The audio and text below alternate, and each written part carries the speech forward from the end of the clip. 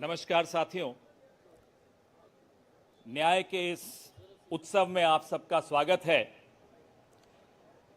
हम सबकी नेता और हमारी नैतिकता की स्रोत श्रीमती सोनिया गांधी, हमारे राष्ट्रीय अध्यक्ष और हमारी प्रेरणा का स्रोत श्री मल्लिकार्जुन खड़गे जी, हमारे पूर्व राष्ट्रीय अध्यक्ष और हमारी ऊर्जा के स्रोत श्री राहुल गांधी जी, इस न्याय पत्र को मूर्त रूप देने वाले श्री पी चिदम्बरम जी, हमारे संगठन महासचिव श्री के वेणुगोपाल जी, आप सबका स्वागत है। सर्वप्रथम वेणुगोपाल जी सबका स्वागत करेंगे।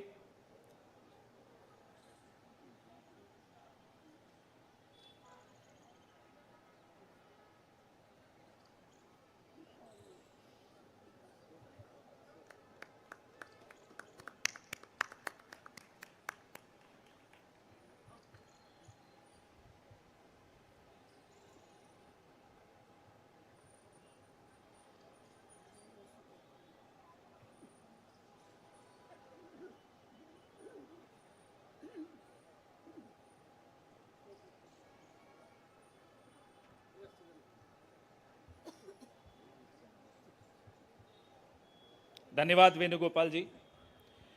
साथियों, हमारे नेतृत्व के लिए और हमारी पार्टी के लिए न्याय केवल एक शब्द नहीं है। न्याय संघर्ष है, न्याय तपस्या है और न्याय हक है। सबसे पहले इस कार्यक्रम को आगे बढ़ाते हुए हम न्याय पत्र का विमोचन करेंगे, उसको जारी करेंगे। मैं माननीय कांग्रेस अध्यक्ष श्री मल्लिकार्जुन खड़गे साहब से आग्रह करूंगा कि वो न्याय पत्र को जारी करें।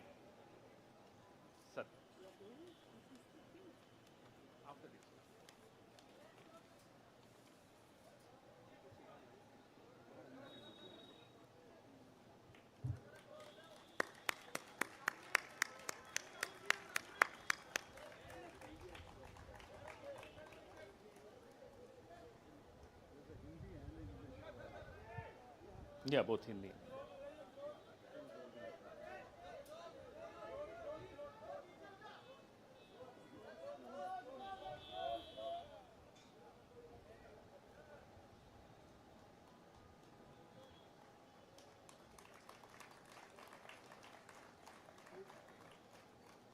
धन्यवाद। अब मैं मैनिफेस्टो कमेटी के अध्यक्ष श्री पी चिदम्बरम साहब से आग्रह करूंगा कि वो इस न्याय पत्र के विषय में कुछ इस पर प्रकाश डालें, आपसे चर्चा करें।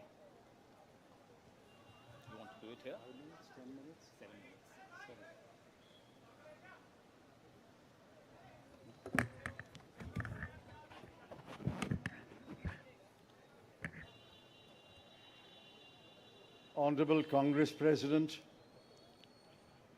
Honorable former Congress President Srimati Sonia ji, Honorable former Congress President Shri Rahul ji, General Secretary Shri K.C. Venugopal, members of the Congress Working Committee, senior leaders of the Congress,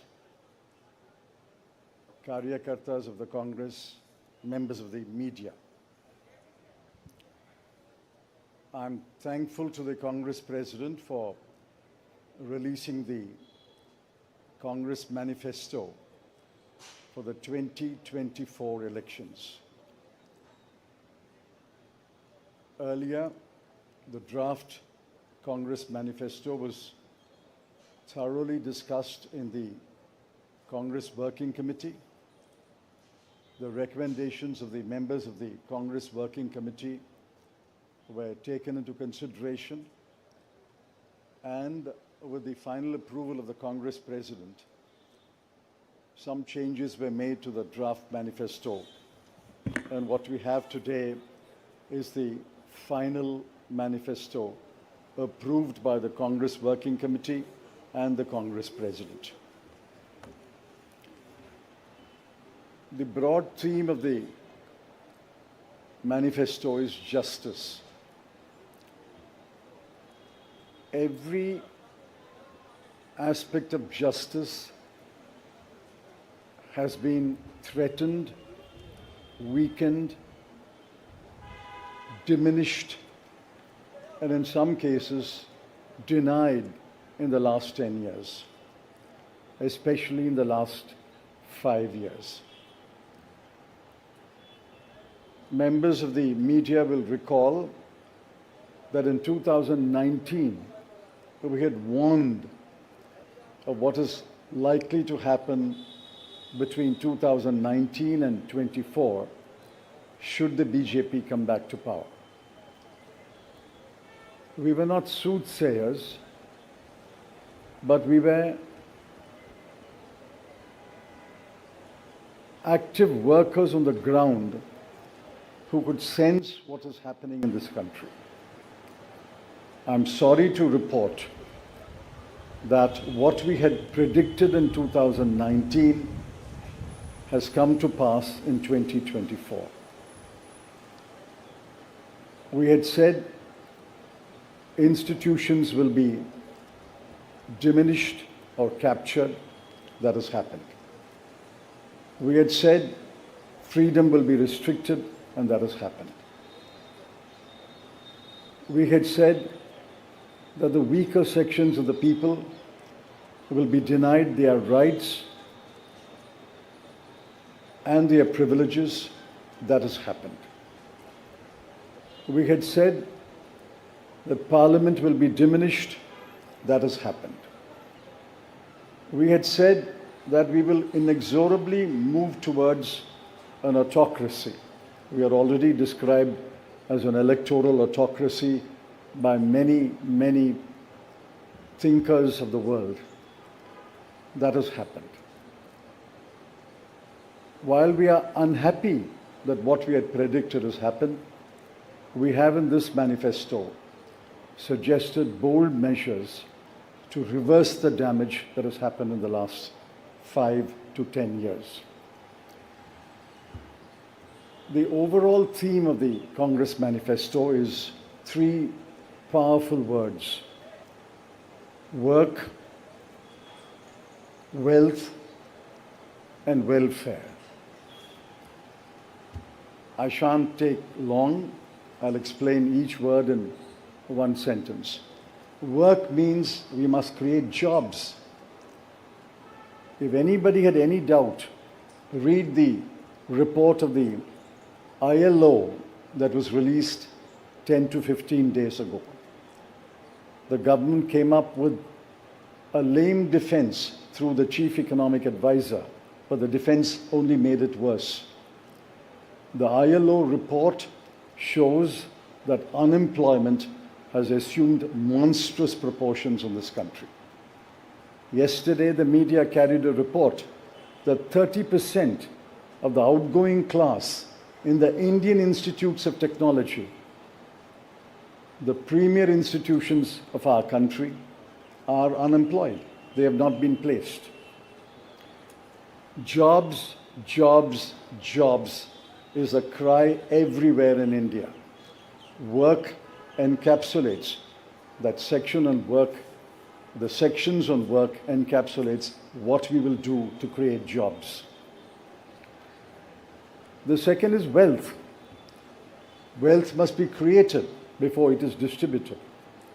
On the contrary, the 5 years of the Modi government shows that wages have been stagnant in this country. The average income of the bottom 50% has either remained stagnant or diminished or decreased for the bottom percentiles. We have to create wealth, and that can only be created by growth. The UPA government delivered 8.5% growth in its first term, 2004 to 2009. And over a 10-year period, Dr. Manmohan Singh's government delivered 7.5% growth. Even the futile attempt by the BJP government to revise the figures made it 6.7%. But over the last 10 years, the average growth is only 5.8, and if you count the year that ended on 31st March, given the inflated figures, it will still be 5.9. The difference between 7.5 and 5.9 may appear to be trivial, 1.6%, but it's not a trivial difference. It is the difference that makes between a moderately slowing economy and a robust economy. So the second broad theme is wealth. We have to create wealth, which means we must have investment, capital investment, private investment, government investment, and foreign investment. Once we create jobs and once we set in motion policies that will create wealth, this country will go back to the high growth path of the UPA governments. The third section, which addresses many aspects of justice, is welfare. So work, creating wealth, which results in welfare. The welfare of whom? I have always accused the BJP government, the Modi government, is a government of the rich, by the rich, and for the rich. This government is driven only by the interests of the top 1% of this country. But we have to look at the bottom 50%. The bottom of the pyramid, the bottom 50% is as important as those who are well off. And in the bottom 50%, as we go down the ladder, the bottom 20% are extremely poor. It has been estimated that 23 crore people are still poor in this country. UPA government lifted 24 crore people out of poverty. And we promise that if the Congress or a Congress-led government comes to power in 2024, we will lift 23 crore people out of poverty in the next 10 years. That's possible, it's doable, and I conclude by saying the Congress has done it before and we can do it again.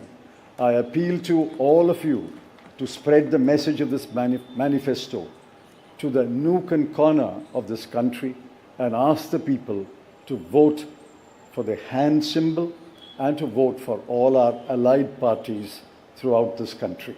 Thank you.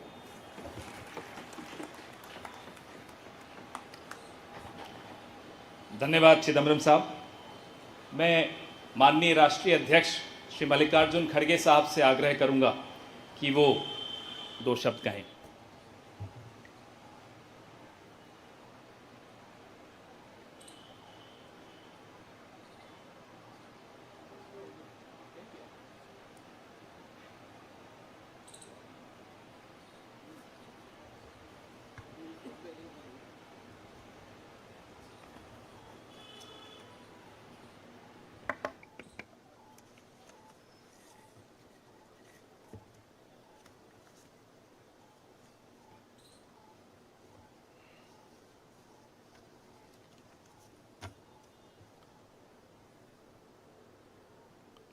आज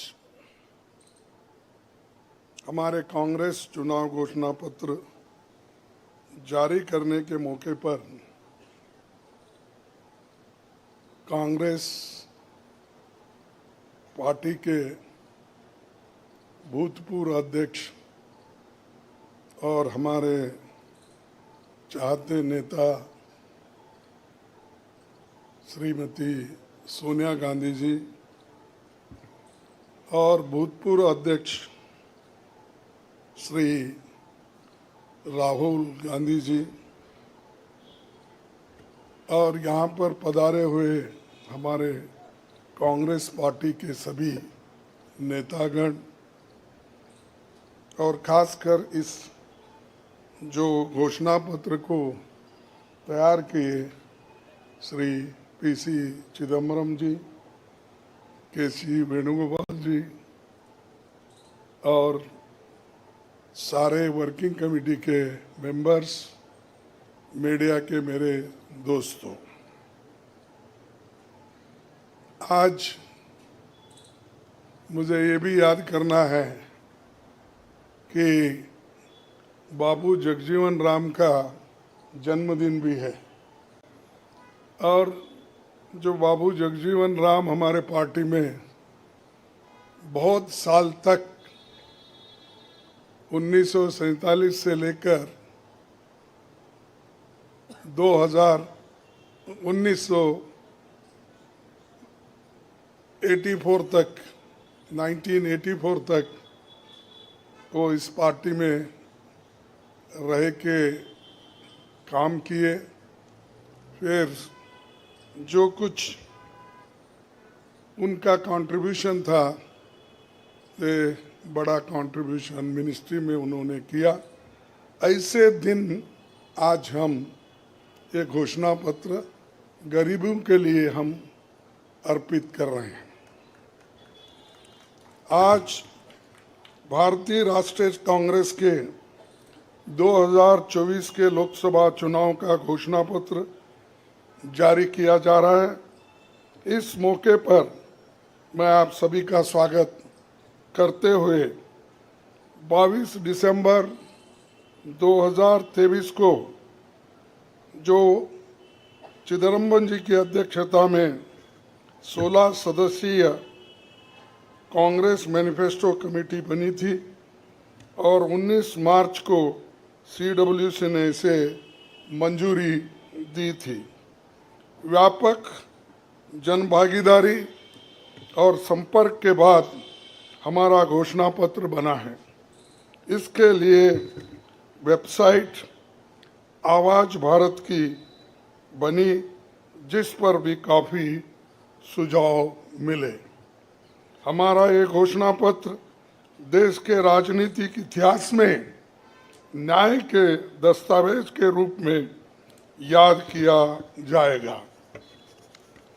राहुल जी के नेतृत्व में चली भारत जोड़ो न्याय यात्रा में 5 pillars पर ध्यान केंद्रित किया गया था।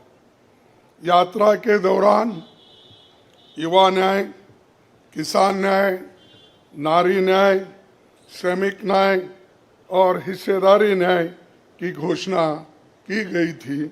जहाँ कहीं भी हम गए इन न्याय की बात हमने करी थी और इसकी गारंटी भी हमने दी है।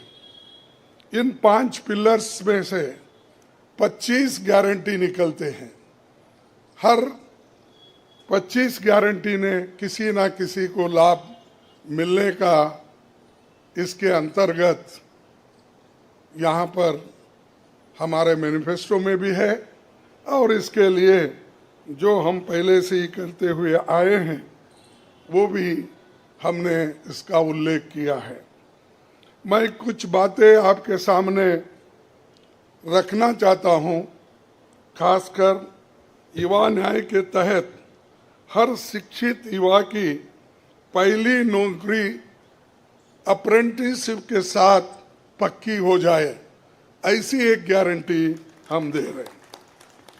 और उसके लिए हम 1 लाख रुपए, उसके लिए हम एक अप्रेंटिसशिप कोर्स करने वालों को खर्च करेंगे और इससे ये फायदा होगा, किसी ना किसी जगह उसको पक्की नौकरी मिलेगी, क्योंकि ये स्किल डेवलपमेंट के तहत और बहुत से इंडस्ट्रीज में इनको काम मिलेगा। नारी न्याय के तहत गरीब परिवार की महिला को सालाना 1 लाख की मदद देंगे। कोई तालियां नहीं बजा रहे, क्या बात है?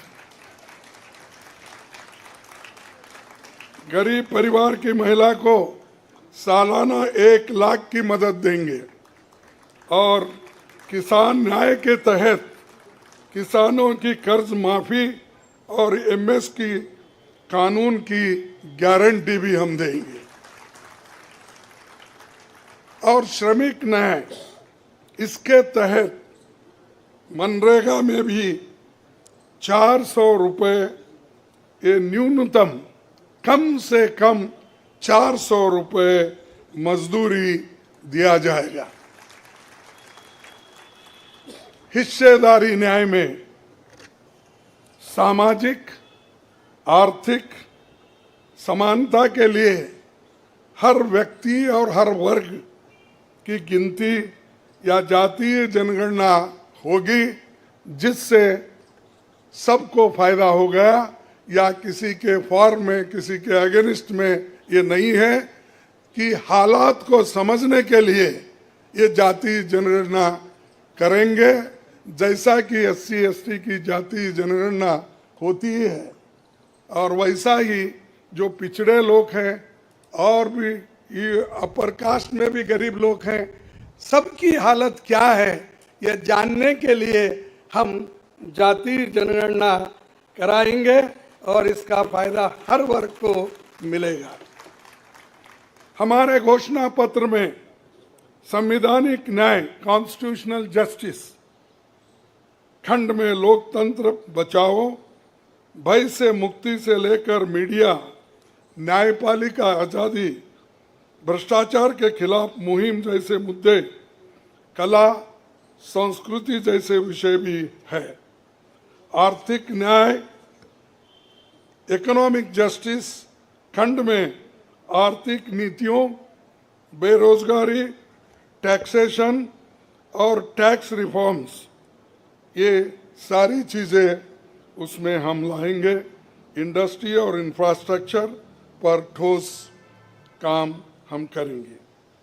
राज्य न्याय जस्टिस फॉर द स्टेट्स में संघीय विकास पूर्वोत्तर भारत पर रोशनी हम डाले हैं, और जहां कहीं भी फेडरल स्ट्रक्चर को धोखा होगा, हम उस वक्त अपनी आवाज़ उनके साथ भी उठाएंगे, और जब हमारी गवर्नमेंट आएगी तो उनको बराबरी का हिस्सा देंगे, और ताकि वो पैसे के लिए तरस न हो, चाहे वो ड्रॉट हो, फ्लड हो, डिसास्टर्स हो, इसके लिए नेचुरल डिसास्टर, इन सब के लिए फेडरल गवर्नमेंट को कानून के तहत जो मदद मिलना चाहिए वो हम जरूर उनको दिलाएंगे। उसी के साथ देश की प्रतीक्षा और आंतरिक सुरक्षा के महत्व को ध्यान में रखकर रक्षा न्याय की भी खंड है, जिसमें विदेश नीति भी है, और विदेश नीति हमारी अब तक सफल हुई है, और उसी नीति पे अगर ये लोग काम करते थे और ठीक ढंग से चलते थे, और बहुत से मुश्किल हमको आज जो आ रहे हैं वो कभी नहीं आते थे। तो इसीलिए हम अपना रक्षा न्याय का देश की रक्षा के लिए पूरा हम काम करेंगे। आखिरी एक महत्व का बिंदु पर्यावरण न्याय भी देंगे। आप सभी से मैं अनुरोध करूंगा कि घोषणा पत्र को बारीकी से देखें, पढ़ के इसमें आपको भविष्य के भारत की शानदार नया तस्वीर दिखेगा, और इसके लिए आप ठीक ढंग से आप काम कर सकते हो। आजादी के बाद 1951-52 में चुनावों से राजनीतिक दल घोषणा पत्र जारी करते समय बहुत से दावे करते हैं लोग, पर कांग्रेस हमेशा जमीनी हकीकत पर चलती है। 1951 में पंडित जवाहरलाल नेहरू के नेतृत्व में हमारा जो घोषणा पत्र जारी हुआ, उसका नाम था व्हाट कांग्रेस स्टैंड्स फॉर। उसका नाम था व्हाट कांग्रेस स्टैंड्स फॉर। पहले घोषणा पत्र को लेकर ये टिप्पणी की गई थी, no exaggerated claims were made, no ambitious plans to entice public or deceive the electorate had been placed before them. A realistic view of what was capable of achievement and implementation alone was presented. ये पंडित जवाहरलाल नेहरू जी के ज़माने में घोषणा पत्र दी थी जो realistic है, जो ग्राउंड लेवल पे हम कर सकते हैं, उसी के बारे में उन्होंने बोला था। किसी को फंसाने के लिए नहीं, झूठ बोलने के लिए नहीं, हम जो भी कहते हैं वो करके दिखाते हैं, ये उनका कहना था। और वही आज भी हम कर रहे हैं, जो कर सकते हैं वही हम इसमें घोषणा पत्र में लिखे हैं। और बहुत से हमारे विद्वानों से भी हम बात किए हैं कि इसमें क्या कर सकते क्या नहीं कर सकते, उनके सलाह के मुताबिक ही आज हमने ये सारी चीज़ें आपके सामने रखे हैं। ये हमारा 139 ईयर्स साल का शानदार इतिहास है। ये देश के सामाजिक आर्थिक विकास की गति को बहुत तेज करेगा। किसानों, मजदूरों और महिलाओं, युवाओं, गरीबों, वंचित तबकों के विकास के जो बंद दरवाजे हम खोलेंगे, क्योंकि ये मोदी सरकार में ये सारे दरवाजे गरीबों के लिए, महिलाओं के लिए, युवाओं के लिए बंद है।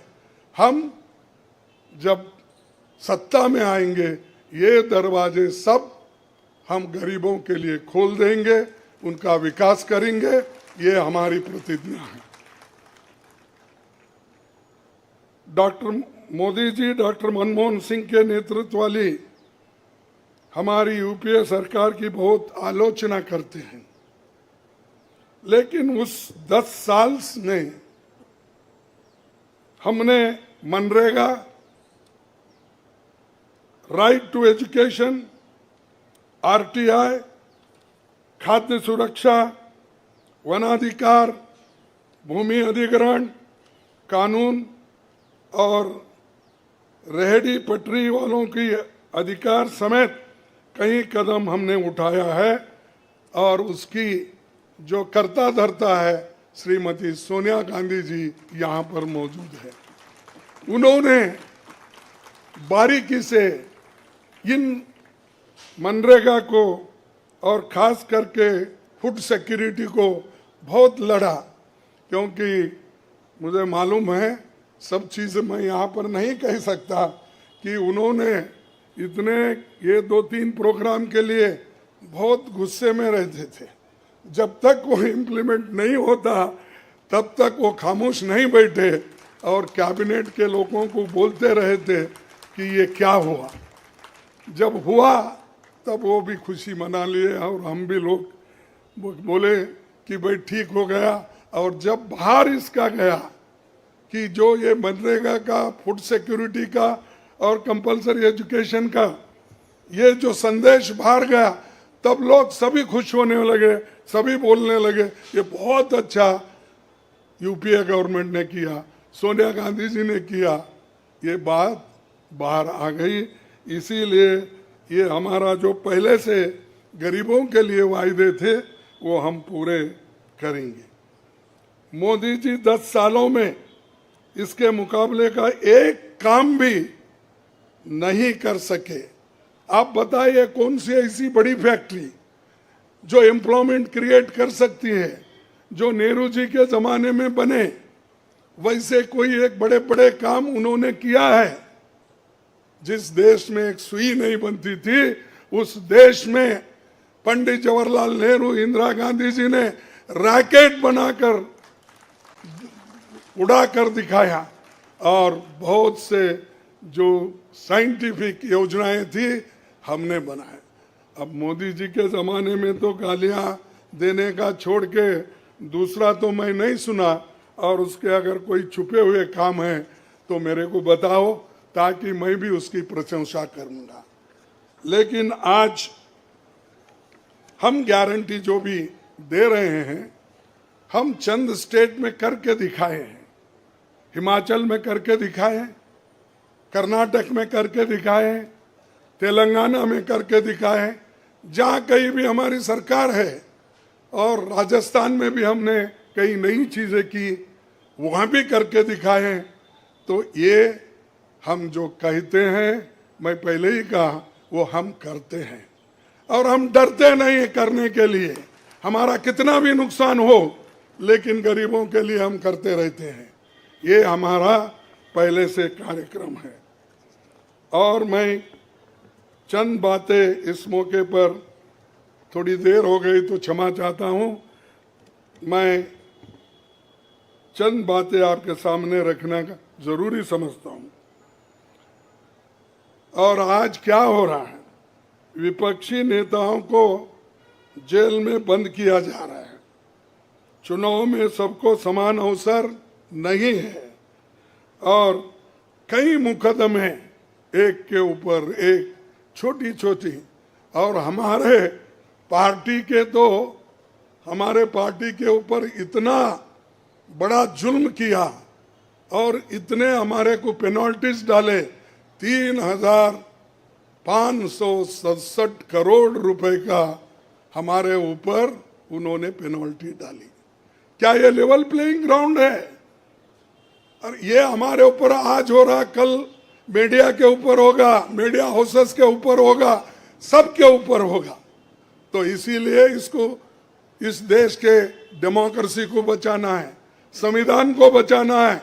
इसलिए हम सब लोग, देश के लोग एक होना चाहिए और लड़ना चाहिए। और जो ऑटोक्रेटिक मोदी साहब है, उनको हटाना चाहिए। ये मेरा आपसे विनती है। जब तक आप ये काम नहीं करेंगे, तब तक हम सिर्फ बातों से नहीं होगा। आप लोग घर घर जाके, और हमारी गारंटी कार्ड जो है, इन गारंटी कार्डों को घर घर तक पहुंचाने का काम हमारे कार्यकर्ता करें। जब तक आप घर घर नहीं जाएंगे, वोटर से नहीं मिलेंगे, कुछ भी होने वाला नहीं है। सिर्फ स्लोगन से या मेरे भाषण से कुछ बदलाव होने वाला नहीं। बदलाव होगा तुम जनता से जब मिलेंगे, घर घर जाएंगे, महिलाओं से मिलेंगे, युवाओं से मिलेंगे, और जितने भी हमारे पेरेंट्स हैं, बड़े हैं, उनसे मिलके, किसानों से मिलके आप लोग काम करेंगे, तभी हम कुछ हासिल कर पाएंगे। तो इसीलिए मैं आपसे विनती करूंगा, ये काम हमारा आप करेंगे और इस ऑटोक्रेटिक सरकार को हटाने के लिए आप काम करते रहेंगे। अब बीजेपी का तो ऐसा है, चंदा दो धंधा लो, चंदा दो धंधा लो, कॉन्ट्रैक्ट लो, पैसे दो। तो उन्होंने काम किया और वो कहते हैं कि भ्रष्टाचार मिटाऊंगा। अरे भाई, 25 लोग हमारे बड़े बड़े नेताओं को आपने लिया और 25 नेताओं में 2 को तो एक पूरा एक्सोनरेट किया और 23 लोगों को फिर उनको भी एक्सोनरेट किया। अरे शाह साहब के वॉशिंग मशीन में इतने लोग जो भी जा रहे हैं, क्लीन होके आ रहे हैं, और भ्रष्ट लोग तुम्हारे साथ है, बदनाम हमको कर रहे हैं। मेरे पास तो नहीं है ना, मेरे पास जब तक थे तो आपने बोला वो भ्रष्ट है, फिर आप वो क्लीन कैसा हो गए, प्रामाणिक कैसा हो गए, ठीक कैसा हो गए? तो ये खुद ही इधर डराते हैं, उधर सब चोरों को लेते हैं। तो ये मेरा कहना है। इसीलिए आप इस बात को सोचिए, और हम सालों से गरीबों की सेवा करते हुए आए हैं, आगे भी हम करते रहेंगे। और जितने भी उन्होंने काम किया, मैं यहाँ गिनता नहीं, क्योंकि रेलवे में क्या किया, इन्फ्लेशन का क्या किया, अनएम्प्लॉयमेंट का क्या किया, ये सारे अगर बोलते कहूँ तो आप भी थक जाएंगे। तो इसीलिए मैं ज़्यादा नहीं बोलता, आप सबको मालूम है, और हमारे पूरे इलेक्शन मैनिफेस्टो में वो चीज़ वहाँ पर है। इसीलिए आप तमाम को मैं धन्यवाद अर्पित करता हूँ कि आप ऐसे वक्त जो हमको साथ दे रहे हैं, जिस वक्त लोग डर डर के चंद लोग भाग जा रहे हैं। वो डरने वाले कौन है? जो आदमी कुछ चोरी करता है वही डरता है। जो आदमी ठीक है, अपने उसूलों पे खड़ा है, उसको कोई नहीं डराता। अगर डराएगा तो भी वो उसूलों पे ठहरे हुए लोग डरेंगे नहीं। तो इसीलिए हम लोग डरने वाले नहीं। हमारे नेता श्रीमती सोनिया गांधी जी, राहुल गांधी जी, डर उनमें नहीं है और डर का नाम भी नहीं है। और डर ये शब्द उनके पास नजदीक आता नहीं। वो डर सिर्फ मोदी को है, क्योंकि वो हमारे लोगों को ले लेके 400 पार बोलते फिर रहा है। अरे मणिपुर जैसे एरिया में नहीं जा सके, देश में विदेश में 14 फेरियां लगाए, देश में इलेक्शन का प्रचार सरकारी फंड से किया गया, सरकारी वैन से किया गया, लेकिन मणिपुर वो देखे नहीं। क्यों नहीं गए भाई?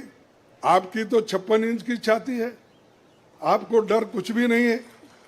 हाँ, आप जा सकते हैं, लेकिन वहां हमारे नेता राहुल गांधी जी जा सकते हैं लोगों के साथ। आप क्यों नहीं जा सकते? क्योंकि आपको डर है, और डरने वाला आदमी देश की भलाई कभी नहीं करता। बाय चांस आया, अब आगे लोग उसको देखेंगे और आप भी मजबूती के साथ हमारे साथ खड़े होंगे। इतना ही कहते हुए मेरे 4 शब्द को समाप्त करता हूं। जय हिंद।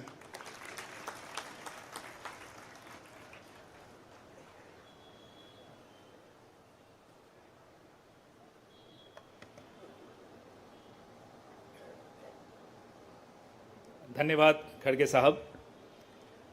मीडिया के मित्रों, आपके मोबाइल पर सॉफ्ट कॉपी हिंदी और अंग्रेजी की हमारे न्याय पत्र की पहुंच चुकी है। कार्यक्रम के पश्चात उसकी फिजिकल कॉपी भी आपको दे दी जाएगी। कार्यक्रम को आगे बढ़ाते हुए अब 10 मिनट आपके सवाल जवाब होंगे और इसमें अनुशासन रखिएगा। सबसे पहले एजेंसीज को मौका दिया जाएगा, तो एएनआई सबसे पहले अपना सवाल पूछे।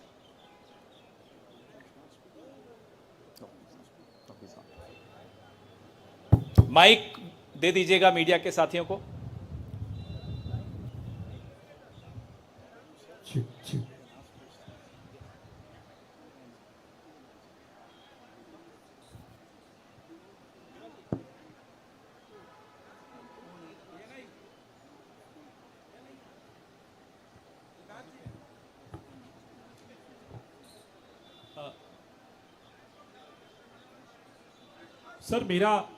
सर मैं सिद्धार्थ हूँ एएनआई से।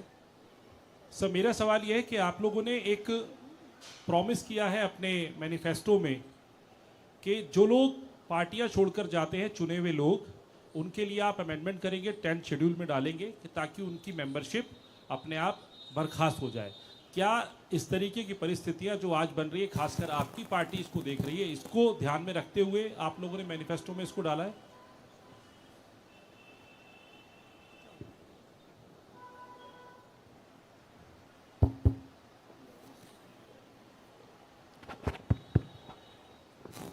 You are asking about the anti-defection law, which is now in the 10th schedule. Over the years, political parties, especially defectors, have exposed the limitations of the 10th schedule. So the 10th schedule has to be amended. Check. What is he saying? The 10th schedule is to be amended. Our position is that moment a defection takes place, he should be instantly disqualified.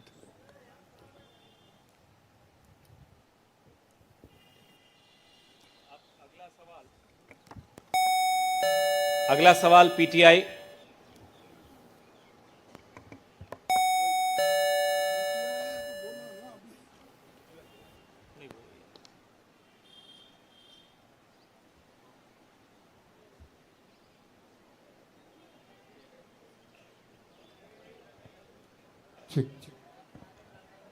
Sir, the focus of the manifesto is on the 25 guarantees that the Congress has already announced. So will this election be a fight between Congress's guarantees and Modi ki guarantee?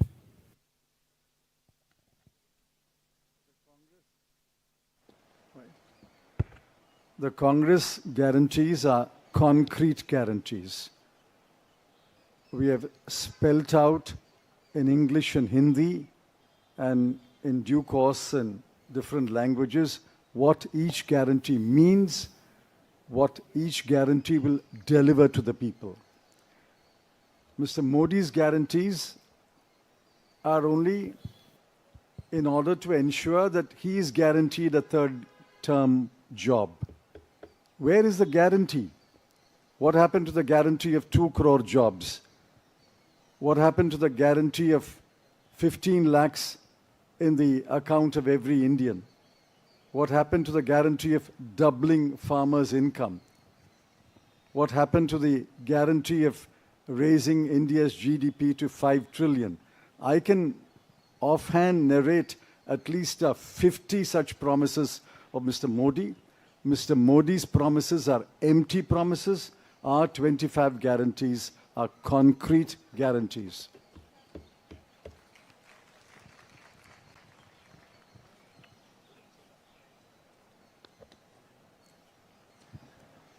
Good afternoon.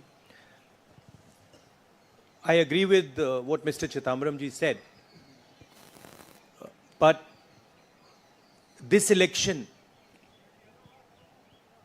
is about those who are trying to destroy the Constitution and destroy democracy in this country versus those who are trying to protect the Constitution and protect democracy in this country.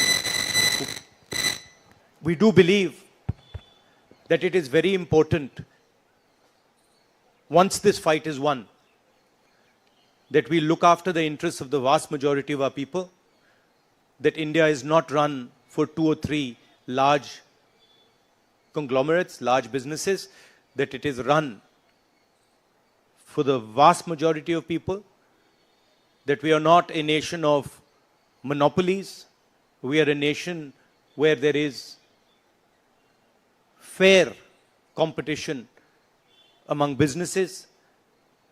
So I think it's important to understand that this election is a fundamentally different election.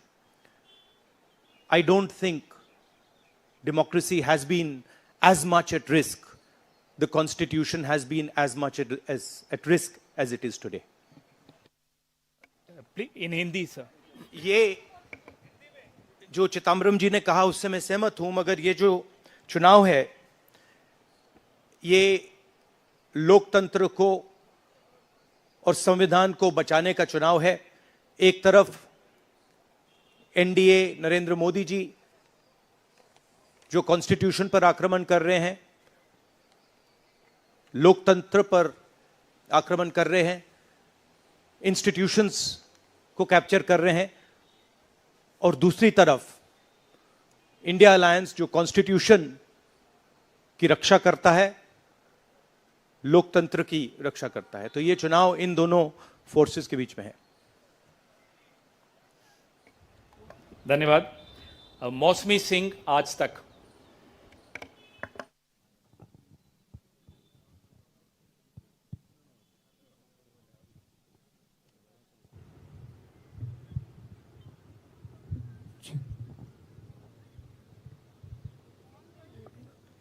Rahul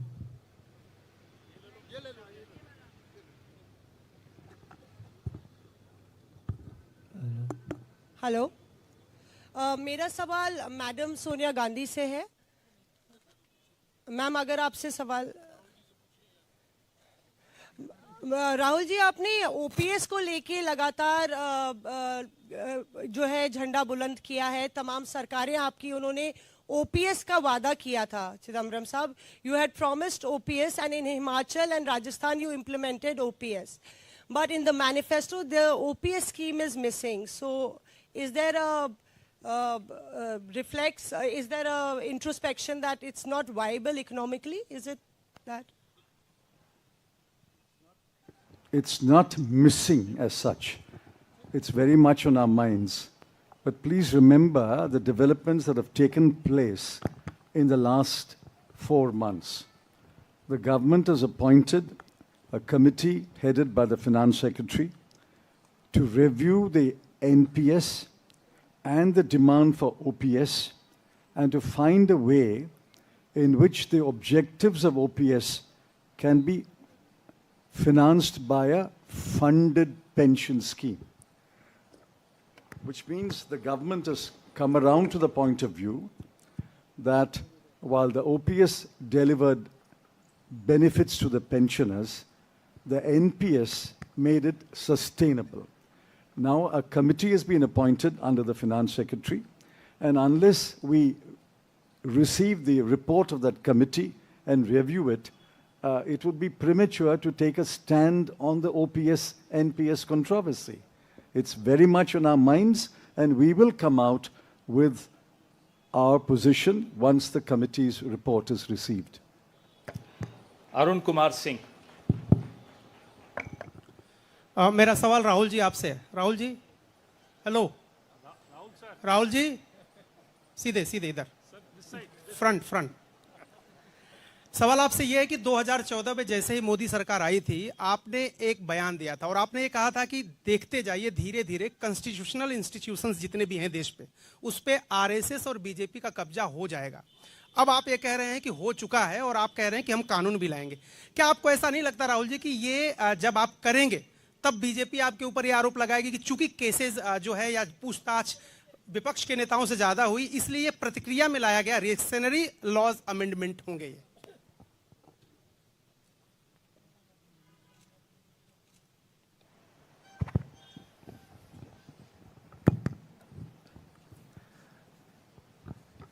सबसे पहले ये समझना होगा कि हिंदुस्तान के राजनीतिक structure में हो क्या रहा है। आरएसएस ने और बीजेपी ने और खासतौर से नरेंद्र मोदी जी ने जो स्ट्रैटेजी बनाई है, उसका फाउंडेशन क्या है, उसकी नींव क्या है, सबसे पहले यह समझना है।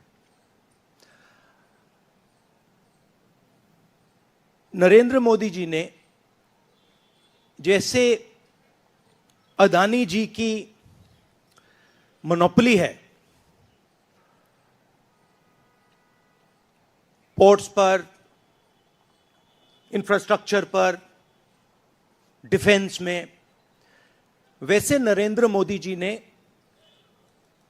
पॉलिटिकल फाइनेंस की मोनोपोली बनाई है।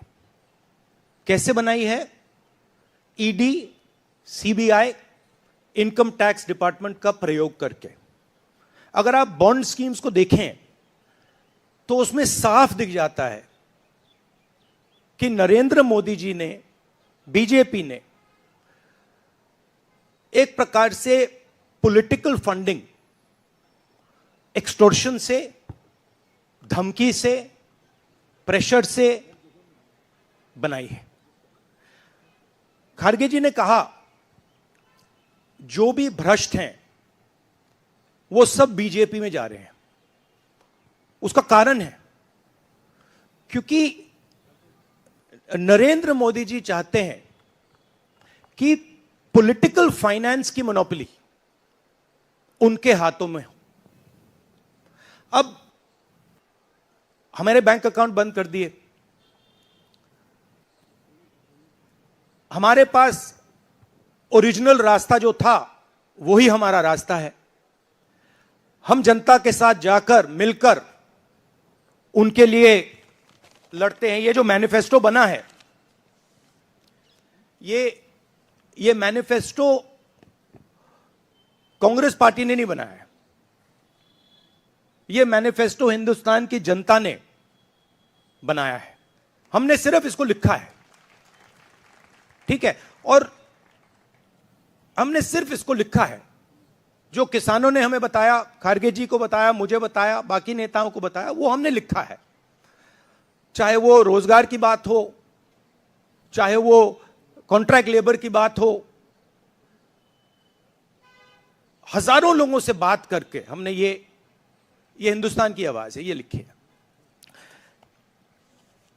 मगर जो राजनीति में आज हो रहा है वो क्लियर है कि सब पार्टीज को नरेंद्र मोदी, ईडी, सीबीआई, इन इंस्टीट्यूशंस को कैप्चर करके फाइनेंशियली मोनोपोली बना रहे हैं अपनी। और चुनाव के बाद रियलिटी है कि ये जो फाइनेंशियल मोनोपोली बड़ी इंटरेस्टिंग चीज है, क्योंकि सारा इंफॉर्मेशन, सारा का सारा इंफॉर्मेशन, किससे एक्सटॉर्शन किया है, किसको कॉन्ट्रैक्ट दिया है, कॉन्ट्रैक्ट देने के बाद उसने कितना पैसा दिया है, वो पूरी ब्लूप्रिंट, पूरी की पूरी ब्लूप्रिंट इलेक्टोरल बॉन्ड्स में लिखी हुई है।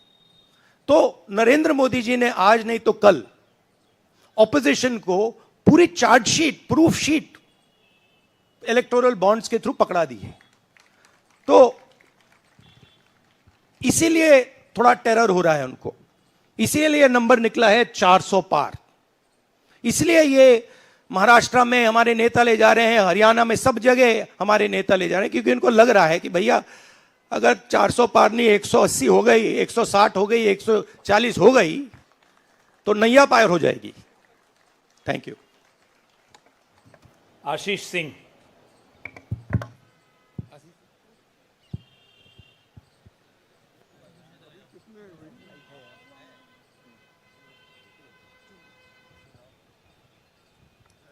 राहुल जी, लास्ट टाइम पिछले लोकसभा चुनाव में राहुल जी आपने मुझे याद है कहा था, you were convinced that time कि मोदी जी जा रहे हैं, मोदी जी का वक्त खत्म हो गया है। ऐसा हुआ नहीं, होता है राजनीति में। इस दफा नरेंद्र मोदी को आप कितनी बड़ी राजनीतिक चुनौती मानते हैं सर 2024 के चुनाव में? देखिए, 2019 में ये शुरू हुआ, आज ये एक तरह पीक पे पहुंच गया है। हिंदुस्तान के सारे इंस्टीट्यूशंस उनके हाथ में हैं, पॉलिटिकल फाइनेंस की मोनोपोली उनके हाथ में है, CBI, ED, income tax, EC, ये सारे के सारे बीजेपी के हाथ में है, बीजेपी के कंट्रोल में है। तो जैसे मैंने अपने भाषण में कहा, cricket match is a rigged match. Cricket match is not a fair match. उसमें चाहे सोशल मीडिया की बात करें, आप हमारे नेताओं के, ऑपोजिशन नेताओं के सोशल मीडिया देख लीजिए, मेरा यूट्यूब देख लीजिए, मेरा फेस टाइम देख लीजिए, फेसबुक देख लीजिए, इंस्टाग्राम देख लीजिए, तो ये सारा का सारा स्ट्रक्चर कंट्रोल्ड है, रिग्ड है। इसलिए बहुत जरूरी है कि जनता इस बात को समझे कि ये नॉर्मल चुनाव नहीं है, ये लोकतंत्र को बचाने का, संविधान को बचाने का चुनाव है, और इसको लड़ना और जीतना बहुत जरूरी है। ये चुनाव 2-3%, 5% और बाकी हिंदुस्तान के बीच में चुनाव है। और जो बाकी हिंदुस्तान चाहता है वो इस मैनिफेस्टो में है, और जो 2% चाहता है, जो अदानी जी चाहते हैं, वो आप उनका मैनिफेस्टो देख लीजिए, आपको पता लग जाएगा, उसमें उनकी रिक्वेस्ट लिस्ट पूरी की पूरी आपको मिल जाएगी। Thank you. आखिरी सवाल Kumar Vikrant Singh.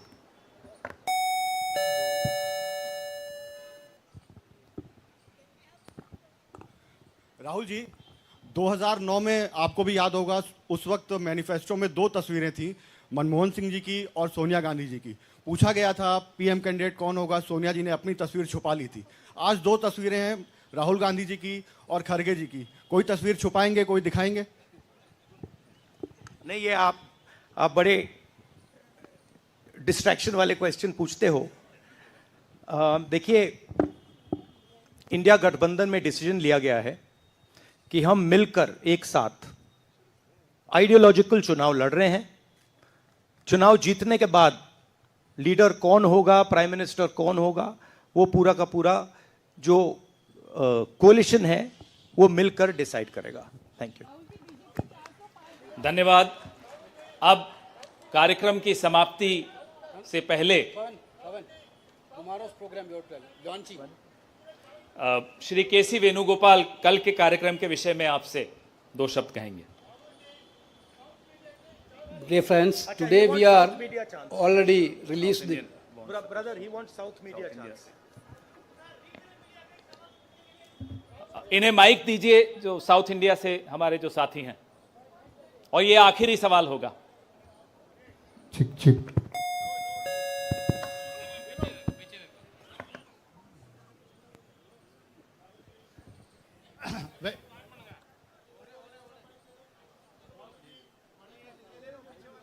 Vanakkam. South India's mic is not on, brother. But you have a very strong voice. You can speak without the mic. Sir, Vanakkam. Vanakkam. Venkatraman from Dinamala from Tamil Nadu. Advance congratulations to the Congress party, which is due to this serious campaign by the DMK party and Congress leaders. You are going to get 10 out of 10 seats from Tamil Nadu in the forthcoming parliament election. Do you think the same trend will you expect from the across the country? Well, you know, I'm not a soothsayer. Unlike many political commentators, I can't predict the future. But what I'm confident of is that this is a much closer election than is being propagated by the media. It is a close election, and we are going to fight an excellent election, and we are going to win the election. Thank you. Please do remember one thing. Please do remember that there was a similar feeling being generated by the press when Mr. Vajpayee was Prime Minister. There was the India Shining campaign. So we have a similar idea being propagated. India Shining with 2-3 new dimensions.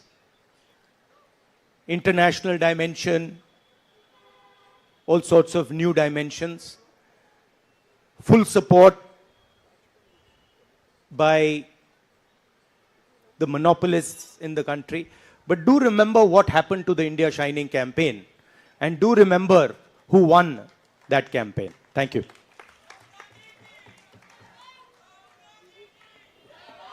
Dear friends, today already we released the Congress manifesto of 2024. Tomorrow in 2 places we are launching the manifesto with huge rallies. One is in Jaipur. Tomorrow morning the manifesto launching will